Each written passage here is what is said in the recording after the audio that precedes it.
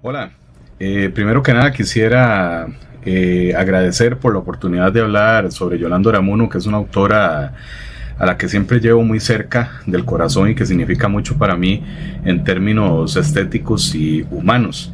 Y precisamente creo que referirse a la vigencia de Yolanda en la actualidad debe hacerse desde esos dos puntos, desde el tema estético, o sea, de ella como escritora, como artista propiamente, y como ser humano o difusora, digamos, de ideas, de ciertas posturas y visiones de mundo.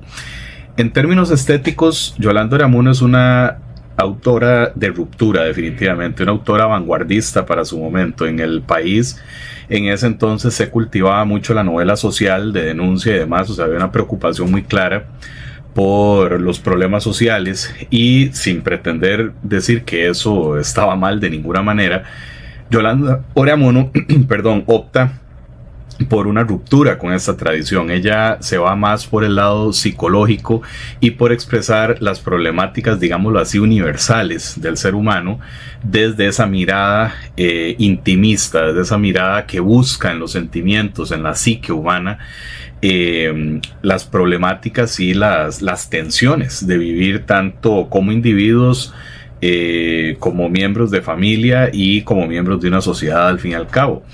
La ruta de su evasión, su novela, su texto más importante, precisamente está enmarcado en esa corriente, una corriente psicológica, como dijo Álvaro Quesada en su momento, y que examina a sus personajes de una manera tan profunda y tan intensa, desde un uso del lenguaje muy rico y muy particular, como pocas veces se ha logrado en la literatura costarricense. No se trata de que no haya habido otros autores que hayan estado cerca de esta intensidad y de esta calidad literaria. Ahí tenemos a Carmen Naranjo, por ejemplo. El diario Una Multitud me recuerda un poco a La Ruta de Salvación. Me parece que tiene esa influencia de la polifonía, la multitud de personajes que hablan y crean la trama a partir de sus propios discursos.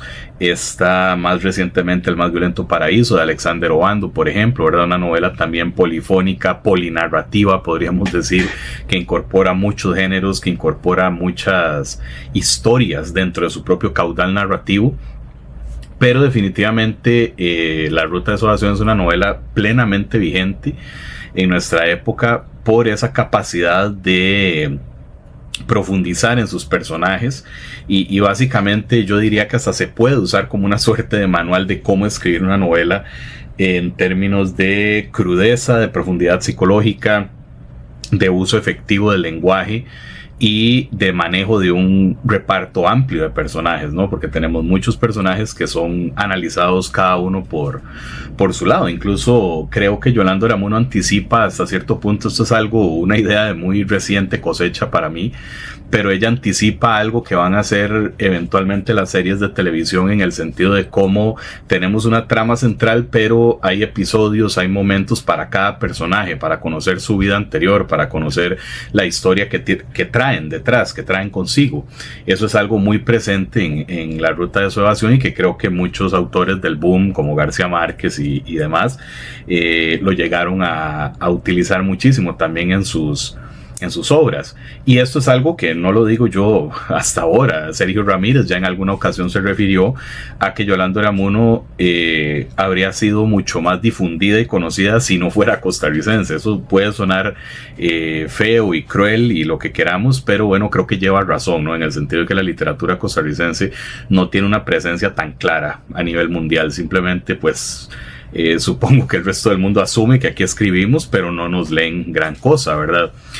Y por el otro lado, el tema social y humano de la obra de Yolanda Oramuno, creo que su vigencia se responde o se ejemplifica sola en el hecho de que todavía se den discusiones incluso alrededor de si Yolanda Oramuno era feminista o no, que fue algo que surgió hace nada, ¿verdad? Hubo un abordaje desde ese punto de vista, ¿verdad? Recientemente, de que Yolanda Oramuno nunca fue feminista, por ejemplo, se afirmó por ahí.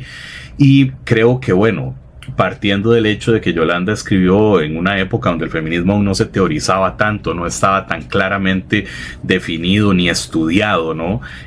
Pues claro, iba a haber contradicciones o iba a haber manifestaciones, perdón, fuertes de su parte, ¿no? O sea, por ejemplo, esa famosa frase de no haga la mujer poses de feminista mientras no haya logrado esto y esto. Bueno, yo creo que es que precisamente estaba denunciando, combatiendo cierta postura feminista de boca hacia afuera, ¿no? O sea, de llamarse feminista es muy fácil, serlo en el mundo en que vivimos no lo es tanto, ¿cierto? Entonces, creo que su preocupación por las problemáticas de género, por la situación de la mujer, por la masculinidad, que es algo que no se habla tanto, solemos pensar mucho en cómo Yolanda observa la problemática femenina, pero ella mete el dedo en la llaga directamente en la problemática de las masculinidades, ¿no? De cómo construimos esa noción de ser hombres, de ser padres, de ser hermanos, de ser hijos, ¿no? Creo que eso es una preocupación universal y atemporal, o sea, siempre estará vigente, siempre será de primer interés, ¿no? Para la sociedad en que vivimos, y cómo esta se ha construido sobre esas nociones patriarcales de género, ¿no? Definiendo qué es una mujer, cómo debe comportarse, a qué debe dedicarse y demás, y también cómo nos debemos comportar los hombres, cuál es lo que se espera de nosotros y que representemos en una familia y en una sociedad. Entonces, o sea, con esa profundidad, ¿verdad?, que ella otorga a sus personajes y a sus relaciones, creo que es indiscutible su vigencia en términos sociales y humanos. Es una autora plenamente vigente todavía, la que podemos leer y todavía aprender muchísimo de ella, y si no por su obra específicamente ficcional, también por su faceta como crítica literaria. Un texto como Para revenar, no para Max Jiménez, por ejemplo, es un texto en que hace una crítica literaria de este poemario, Revenar, de Max Jiménez, y yo creo que ya desde el título hay un manifiesto ahí, o sea, estoy comentando un libro, no a su autor, y eso es algo que creo que en el medio costarricense aún falta muchísimo entender, ¿no? Pero bueno, así hay más casos, ¿no?, de textos muy relevantes de ella como crítica, como estudiosa de la literatura y de la cultura. Por ende, incluso más allá de su ficción, podemos decir que hay una importancia enorme en lo que escribió Yolanda Unamuno y que sigue plenamente vigente. Eulalia, la que bien habla. Eso significa en griego el nombre de ella. Es importante para la patria, para los afrocostarricenses y para mí en particular. Porque, entre otras cosas, destruyó abundantes mitos y estereotipos. Abrió múltiples puertas para muchos. No le importó ser hito y mucho menos pionera. Fue educadora tanto en la calle como en las aulas. Aceptó retos sin vacilar. Fue polifacética. Respetó, habló e inclusive escribió en inglés libonense. Fue auténtica, fiel y consecuente con lo que ella creía. Por eso no fue echada del canasto, sino que con gracia y con donaire se bajó del canasto. Por eso don Alfredo la escogió entre una de las malcriadas. Un fragmento de un poema de Eulalia. Paisanita. Hola, Virgencita de los Ángeles.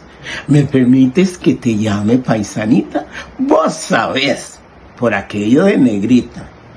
¿Sabes que hicieron una gran cosa los que te llevaron a Cartago?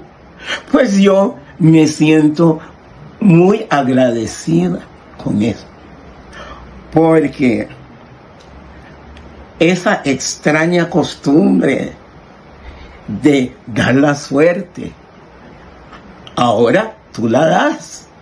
a los que antes a pellizcos lo arrebataban de sus hermanos negros. Ahora puedo ir allá y sentirme entre hermanos, sin pellizcos ni regaños. Has hecho el milagro que los pellizcos de antaño se hayan convertido hoy en hermosa ronda de multicolores manos. Aunque le hayamos hecho muchos homenajes, tanto en Costa Rica como en el extranjero, todavía le quedamos debiendo mucho. Bueno, yo creo que para la mujer costarricense, Ofelia Corrales es muy importante porque ella rompió barreras. Ella hablaba y decía lo que ella le parecía que era lo correcto y que era bueno conocer, y yo creo que le demuestra a la mujer costarricense no tener miedo y ser ella misma y expresarse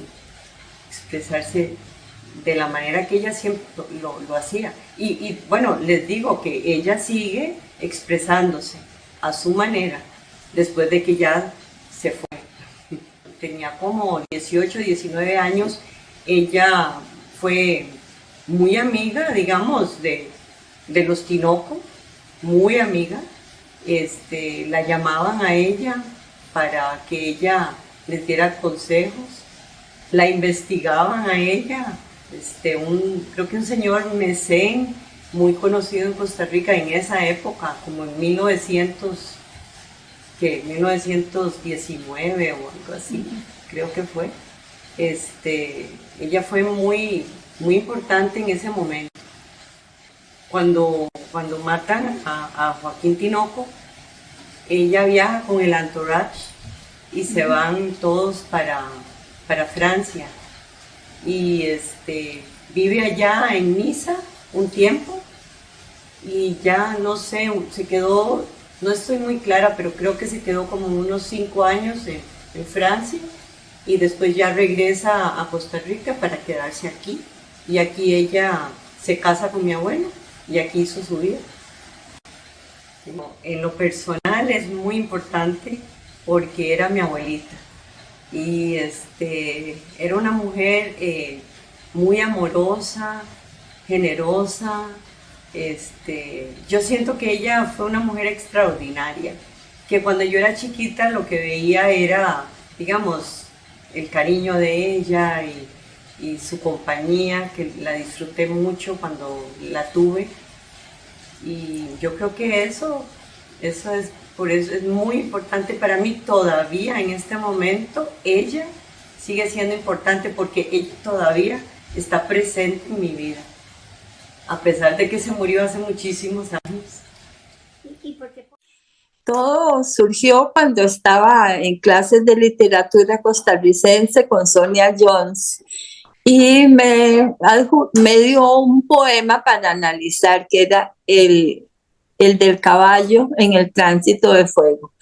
Eso fue como un descubrimiento, un deslumbramiento de ese tipo de poesía, porque yo siempre en la universidad siempre dije que la poesía era la materia ancilar, porque casi nadie lee poesía. Bueno, no es que hay gente que lee poesía, pero no estudia la poesía, no hace tesis de poesía. Son muy pocas, en realidad. En el tiempo que a mí se me ocurrió después de eso hacer una tesis sobre el tránsito de fuego, apenas había como 4 o 5 tesis de poesía en relación con la cantidad enorme de literatura en prosa, ¿verdad? Y bueno, la pluma de Eunice Odio me deslumbró en ese momento. Hice la tesis y entonces la comisión editorial de la Universidad de Costa Rica, de la editorial, que estaba conformada por gente muy ilustre. Estaba don Joaquín Gutiérrez, Carlos Luis Sáenz, Fabián Dobles, entre otros. Se comunicaron conmigo para solicitarme que hiciera las obras completas. Yo creo que ese fue un momento de gran audacia en mi vida, porque estaba apenas empezando a ser profesora y no sabía en lo que me estaba metiendo, porque hacer unas obras completas era un trabajo muy grande de investigación. En aquel entonces pues no había los sistemas de computación que hay ahora, todo era digitado a máquina de escribir, y así había que sacar todos los comentarios de las revistas de la universidad. Eso supuso investigar revista por revista y copiar, tomar datos y luego pasarlos a máquina. Bueno, ese era el trabajo en el que me metí en ese momento, pero no me arrepiento en absoluto, porque la obra de Eunice Odio es uno de los aportes más importantes a la cultura, no solo nacional, sino universal. Y bueno, han tenido muy buena fortuna esas obras. Ya hicimos la segunda edición. Se ha difundido por el mundo. Actualmente ya el reconocimiento de Eunice es muy sólido. Se están haciendo ediciones en España, en Chile, en Brasil acaban de sacar Los elementos terrestres en portugués. Ahora Tania Pleites estaba editando la correspondencia de ella. El Tránsito de Fuego ha tenido varias ediciones en este tiempo. Y bueno, ya la obra de ella es verdaderamente, ya pertenece a la literatura universal por derecho propio. Me pareció muy importante que Alfredo González hiciera una recopilación de mujeres que han sido muy de vanguardia, valientes, en una época difícil para la mujer, para el lugar que debía ocupar la mujer. Y en ese sentido es un gran rescate el libro Las Malcriadas. El hecho de que integrara a Eunice era casi que imperioso, porque Eunice, en un medio muy circunscrito a determinadas circunstancias de orden, digamos, patriarcal y social en ese momento, ella toma una voz que es de ruptura, que es valiente. Cuando ella publica Los elementos terrestres, es una muchacha muy joven, tiene como 25 años, y ya efectúa un análisis de la sexualidad en su poesía, muy abierto, muy directo, pero muy elegante, por supuesto. Ella es una persona de términos delicados en la poesía. Y bueno, ese tipo de personas que se atrevían a hablar de la sexualidad eran inauditas en ese tiempo. Así que recoger esas voces que se manifestaron tan tempranamente, eso fue en el 47, hay que pensar que era un medio bastante restringido, pues cobra una gran importancia en la obra de Alfredo. También rescata otras mujeres de verdad valientes de la sociedad. En el caso de Eunice, él es un gran admirador de la poesía de Eunice y hace un retrato muy íntimo, muy valioso de la figura de ella. Así que yo incito a que de verdad se difunda esa obra para tener un panorama a través de varias mujeres de lo que fue la sociedad de la primera mitad del siglo XX en Costa Rica. Buenas tardes, mi nombre es Milena Solís, soy costarricense residente en Bélgica. Me encuentro, a mis espaldas está la calle Tuperus-Straat número 3, esta casa de habitación con la puerta negra. Es la casa donde residió doña Yvonne Claes Spulders por un periodo de tiempo en Amberes. Aquí se puede distinguir, tiene varias plantas. A doña Yvonne Claes rescato su imagen porque para las mujeres en Costa Rica es de gran valía la imagen de doña Yvonne.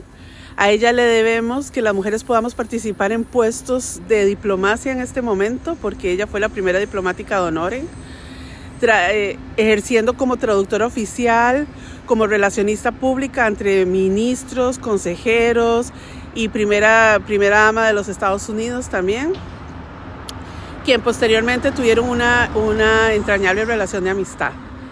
También a doña Yvonne Claes le debemos probablemente la fundación de la Orquesta Sinfónica Nacional y también, por otra parte, su deseo de que los niños costarricenses se calzaran y contáramos con calzado. Son muchas e innombrables los aportes de doña Yvonne y la entereza que sostuvo durante todo el tiempo en 1948, cuando doña Yvonne es despojada de todo y espera que el Tribunal de Probidad le devuelva sus bienes. Sigue ella reafirmando su amor a Costa Rica, quedándose en Costa Rica, tratando de luchar por lo suyo, que nunca se le devolvió, pero la vida le devolvería con creces todo el trabajo que realizó en nuestro país. Agradezco profundamente a los escritores, a las personas interesadas en su vida, como costarricense, viviendo en este país. Me siento profundamente agradecida que la imagen de doña Yvonne vuelva a estar, sea de conocimiento público, porque es de honor rescatar. Sin duda, el que los costarricenses que vivimos en el extranjero pasemos por esta casa, pues es un recordatorio de que hay mujeres que luchan por sus ideales, que no logran concretarse en el tiempo esos ideales, pero no porque ella no lo quisiera, sino porque no se le permitió que se le retribuyeran sus bienes. Pero la labor que hizo y la fuerza que mantuvo durante todo su tiempo es digno de admirar. Así que les comparto esta casa de habitación como un recordatorio de la fuerza y de la entereza que queda en la memoria histórica de nuestro país. Hola, mi nombre es Vilma Camacho Víquez, soy la mamá de Viviana Gallardo y estoy ante esta cámara a solicitud de la licenciada Rebeca Ramírez, coordinadora del Círculo de Lectores de la Caja Costarricense de Seguro Social, quien me solicita que hable acerca de Viviana en dos facetas. Viviana en su seno familiar y el crimen de Viviana. Acerca del primer tema, pues debo iniciar diciendo que Viviana fue una niña deseada, fue una niña muy bien recibida, era la primera nieta en ambas familias y eso nos trajo una gran alegría, una gran ilusión. Fue una bella niña en su infancia y una hermosa joven en su adolescencia, la cual fue truncada a los 18 años. Como estudiante fue una destacada alumna por 11 años en el Liceo Franco Costarricense. Obviamente, además del español, aprendió bien el francés, también el inglés, y recibió clases en la Casa Italia, de manera que por lo menos leía y entendía el italiano. Fue parte del Círculo de Lectores de Costa Rica, mediante lo cual ella lograba leerse por lo menos 3 libros por semana. El sistema era que le entregaban unos libros para lectura y a la semana ella los devolvía y le traían otros que ella iba eligiendo, de manera que devoraba libros ella le gustaba mucho la lectura, eran como sus mejores amigos. Fue siempre una niña muy sensible, desde su tierna edad manifestó su preocupación por las injusticias sociales, y había dos segmentos sociales a los que ella aludía con mucha frecuencia porque los sentía desprotegidos, que eran los niños y los ancianos.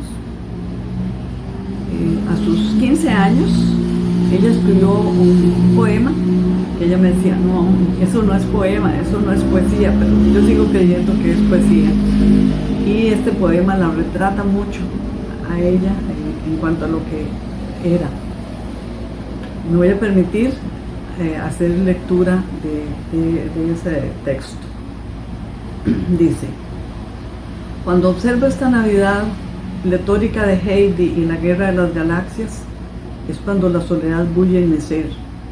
Entonces necesito una mano amiga que me recuerde que el mundo no es solo mentira y propaganda, que me recuerde que aún existe un mundo de amor, que me recuerde que la poesía no ha muerto, que Becker vive y que Marx no estaba equivocado, que me diga, que me engañe, que me repita que los niños no mueren de hambre, que me digan que en el mundo no hay una anciana muriéndose de frío, que me diga que me puedo acostar tranquila y que mañana las noticias van a cambiar, que el aire navideño soplará para todos con el mismo gusto para los que comen bien y los que apenas tienen que comer. Pero no lo encuentro, y la verdad está desnuda, fría ante mis ojos incapaces y mis manos yertas, mientras millones de seres mueren de hambre, de frío y torturas, mientras que curas mentirosos imploran a un Dios enmohecido. Yo pido un Dios fuerte, que no haya muerto en vano y que resucite todos los días en mí y en los demás. Un Dios justiciero, eso sueño. Quiero una Navidad verdaderamente feliz. Hasta aquí el abordaje de la primera parte de Viviana. El segundo tema que se me plantea comentar aquí es el asesinato de Viviana cuando apenas acababa de cumplir sus 18 años. Y a mi criterio es que este sangriento hecho constituye una vergüenza para Costa Rica. Fue un crimen perpetrado a manos de un funcionario perteneciente a nuestra fuerza pública, quien cobardemente, con arma de grueso calibre en mano, arremete contra una adolescente encerrada en una diminuta celda y descarga todas sus municiones, acabando así con una indefensa jovencita. Hecho este que por las circunstancias en que se dieron, repito, sin duda constituye un crimen de Estado. Este hecho avergüenza a nuestro país e incluso ha traspasado fronteras, pues hasta la BBC de Londres, con sorpresa de lo ocurrido, me entrevistó en su oportunidad para verificar la realidad de tal atrocidad, y hoy continúa siendo tema de conversación en muchos foros importantes, así como publicaciones diversas, entre ellas un documental a cargo del cineasta Zenén Vargas y varios profesionales de la Universidad Veritas, expuesto en el Cine Magali en el año 2024. Además de este documental, varios libros que señalan la gravedad de lo acontecido en nuestro pacífico país. Puedo mencionar los siguientes. Voy a leerlos porque aquí tengo una listita. La memoria de los mudos, de Roger Jiménez Jung, Ferlini Editores, en el 2008. Viviana Gallardo fue mi amiga de Jacques Sagot Martino, 2 ediciones de la Universidad Nacional, una en el 2018 y la otra en el 2020. Ahí me van a matar. Cultura, violencia y guerra fría en Costa Rica. Universidad Estatal a Distancia. Escrito por Iván Molina Jiménez y David Díaz Arias. Las Malcriadas, de Alfredo González Campos, letra maya, en el 2023. Quiero terminar esta pequeña reseña aclarando que aunque nuestra familia ha transitado por dos sendas en relación con Viviana, una de alegría, de luz, aromas y esperanza al lado de ella en sus cortos 18 años, y la otra oscura, llena de abrojos, dolor y sangre, decidimos transitar por siempre en la primera y mantener vivo su recuerdo con toda la belleza y ternura de su corta vida. Hago mío el pensamiento, que no sé de quién es, pero siempre me ha gustado, y que dice: sed como el trigal, a quien el viento golpea, pero nunca doblega. Muchas gracias por la oportunidad de referirme una vez más a mi hija Viviana. Esto por cortesía de la licenciada Rebeca Ramírez. Hola amigos del Club de Lectura de la Caja Costarricense de Seguro Social, es un placer saludarles. Mi nombre es Ernesto Pérez, soy gestor, investigador, docente universitario y docente de secundaria. Y bueno, el motivo de este video es para comentarles un poquito respecto al tema del libro que se está abordando desde la iniciativa, ¿verdad?, de Las Malcriadas, ¿verdad? Este libro de don Alfredo González, que nos cuenta muchísimas iniciativas y muchísimas historias realmente de mujeres pioneras que de pronto se han visto sometidas a ser borradas de la historia. Entonces, particularmente quiero conversarles un poquito respecto a Isola Gómez, una de las mujeres que se encuentra en el libro. Isola Gómez, bueno, primero comentarles que es una figura que no es ajena a las letras costarricenses por todo su desarrollo intelectual y su trabajo a nivel de la lírica, a nivel de la escritura. Isola se inscribió en el círculo intelectual de este país por medio de don Joaquín García Monge y por medio de pequeñas publicaciones de poemas en el famoso repertorio americano, ¿verdad?, que fue un medio de comunicación masiva importantísimo, un referente durante más de 40 años en Costa Rica. Entonces, de alguna forma, Isola Gómez llega a ser una mujer conocida por sus letras, conocida por su sensibilidad artística, pero tal vez de un pronto a otro condenada, ¿no?, por la figura de Santos Matute Gómez, quien fuera su padre, ¿verdad? No obstante, eso no impide el despegue de la lírica de Isola Gómez en la literatura nacional y latinoamericana. Esto precisamente por la relevancia que tiene el repertorio americano en el desarrollo de escritores emergentes, como fuera el caso de Isola, repercute en otras esferas, en otros países, principalmente en México, donde Isola llega a escribir y llega a publicar distintos tipos de publicaciones de su prosa, ¿verdad?, de sus versos. Isola es una figura fundamental que ha sido realmente olvidada, lamentablemente, pero que tiene una intensidad muy grande en su producción literaria. De hecho, acá tengo, y me encantaría compartirles, uno de los ejemplares de sonido. Voy a permitirme retirar un momento el plástico protector para que se vea un poquito mejor. Esta es una publicación que se hace en el año de 1940 por medio de la editorial Cultura en México, que incluye una bellísima ilustración de Isola, ¿verdad? Y que realmente tiene hasta ilustraciones, ¿verdad?, que acompañan cada uno de sus poemas, ¿verdad? Entonces me voy a permitir leerles uno de los poemas que se llama De un día al otro. Se libra y se llega, ni aún así está segura la tierra. Hay fondos de nieblas que deprisa pasan sobre los recintos de una noche blanca. El tiempo echa al campo su filo de plata y va remolcando su hierro salvaje como si graneros volcándose en peñas sintieran golpeando seráfico el viaje.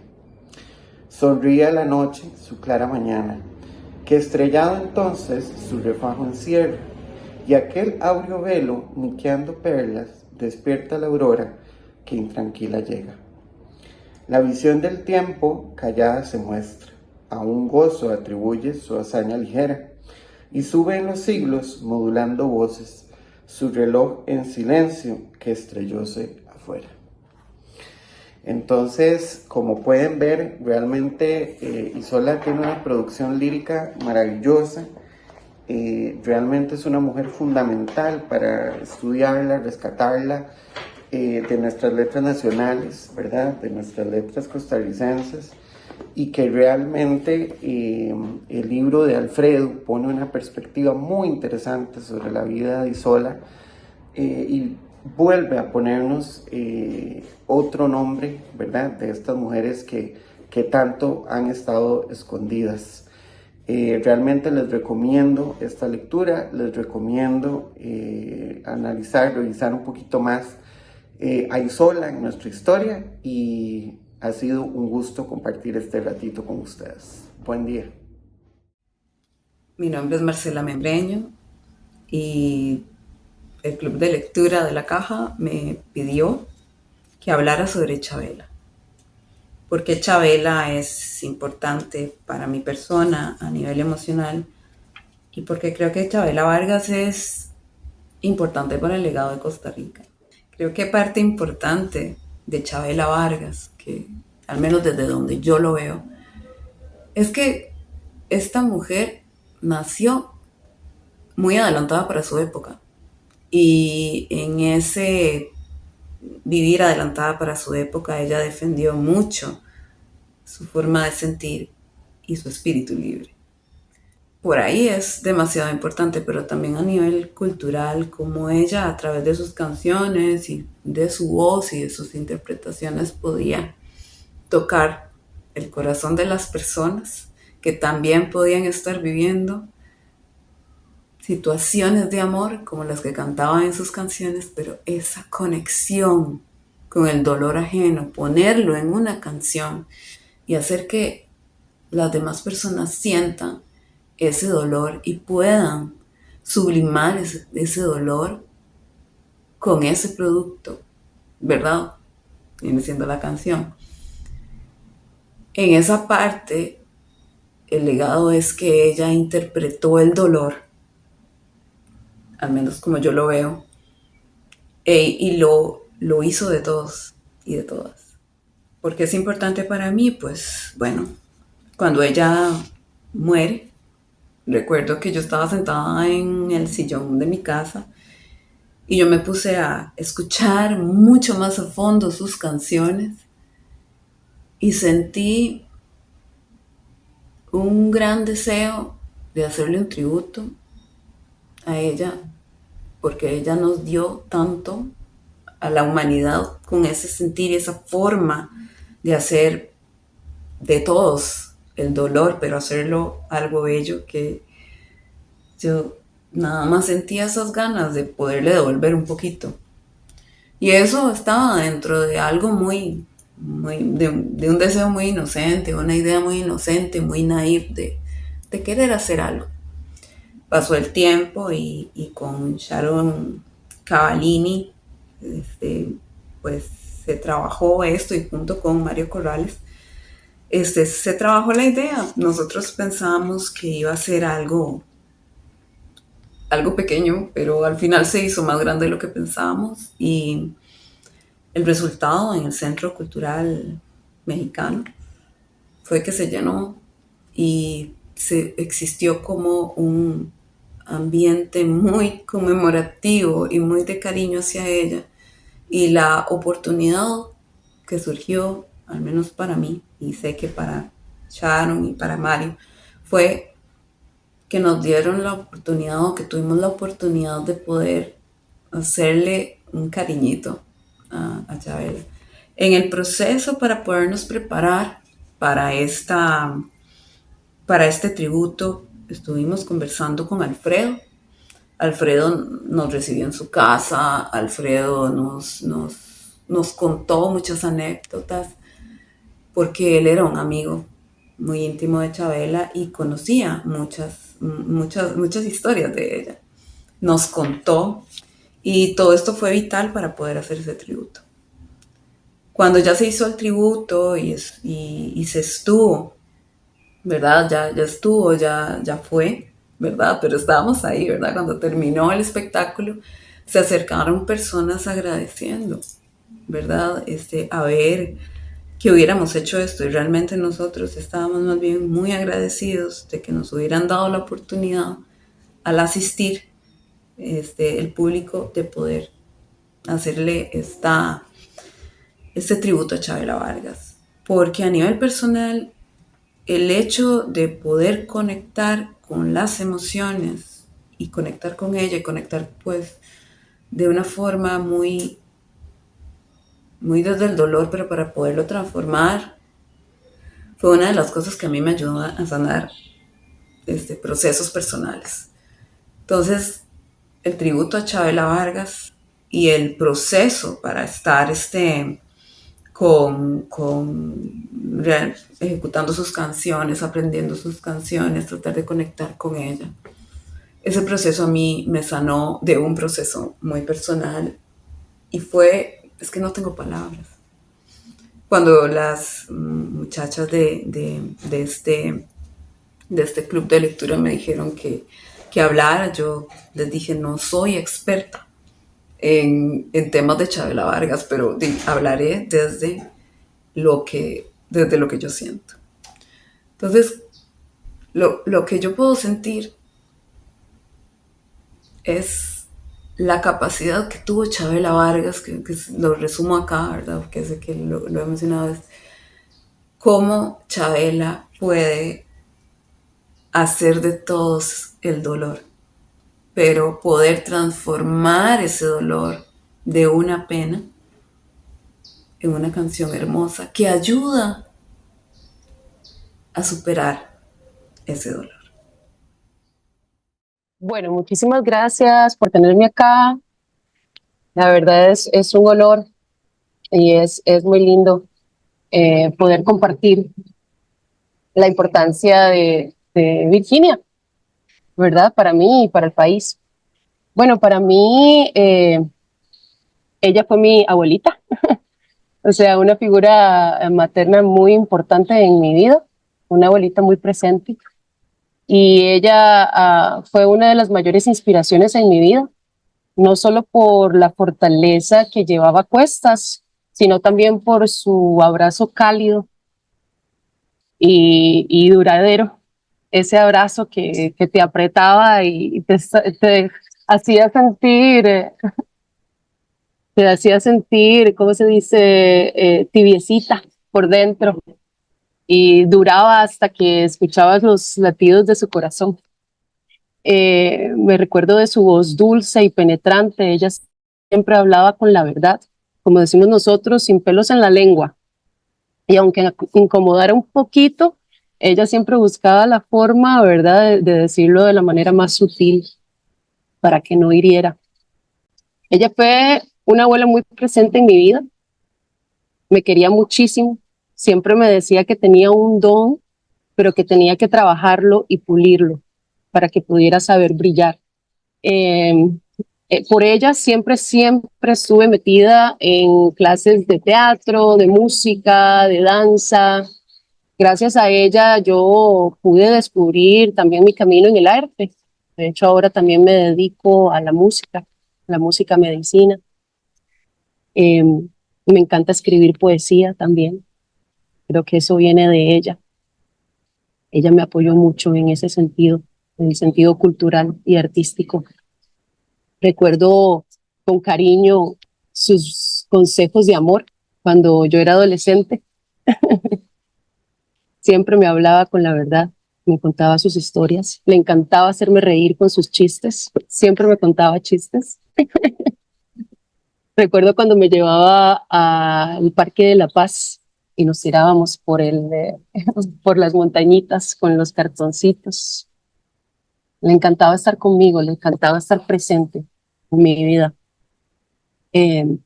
Recuerdo con mucho cariño también el verla pintándose en el espejo, arreglándose, pintándose los labios, arreglándose el pelo, haciéndose esa trenza larga y negra que tenía. Me acuerdo viéndola y en ese momento decirme, wow, qué linda que es mi abuelita, yo quiero ser como ella. O sea, esa figura, ¿verdad? Esa figura era la que me inspiraba muchísimo como mujer.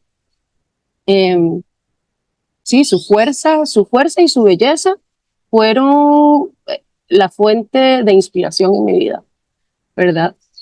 Y creo que su legado no solo me marcó a mí, su historia no solo me marcó a mí, sino que tiene un valor muy importante en el país, en Costa Rica. Su ejemplo y su historia es un recordatorio de vivir con integridad, con amor, a pesar de todas las adversidades que uno pasa en esta vida. Entonces, sí, eso es lo más importante para mí, lo que fue ella en mi vida. Esa importancia de vivir con integridad, con fortaleza y con amor.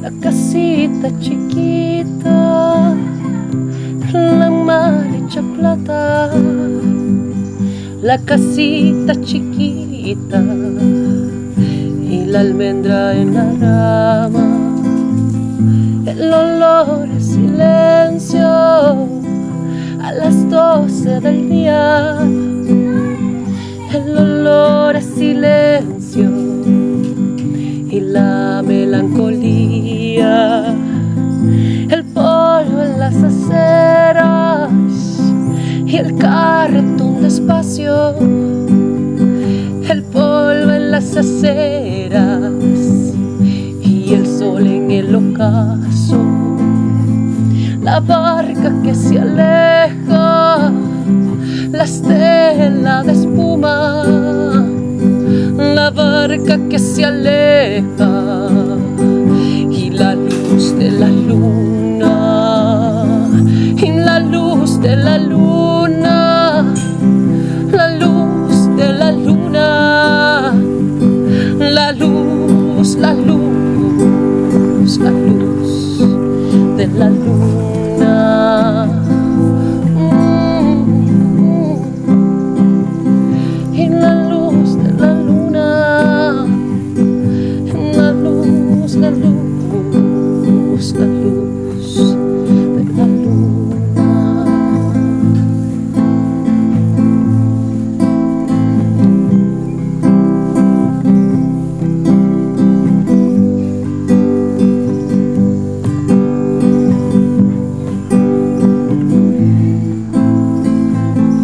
La pereza en la playa, el tardo pensamiento, la pereza en la playa, tú solo en mi recuerdo, tú solo en mi recuerdo, tú solo en mi recuerdo, tú solo en mi recuerdo, mi pueblo, mi pueblo, mi pueblo, mi pueblo, mi pueblo, mi pueblo, mi pueblo, mi pueblo, tú solo en mi recuerdo,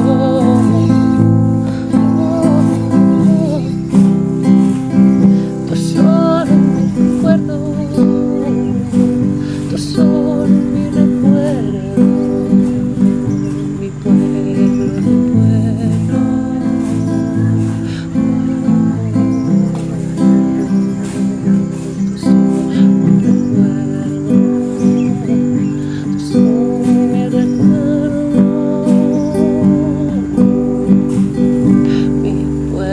mi pueblo.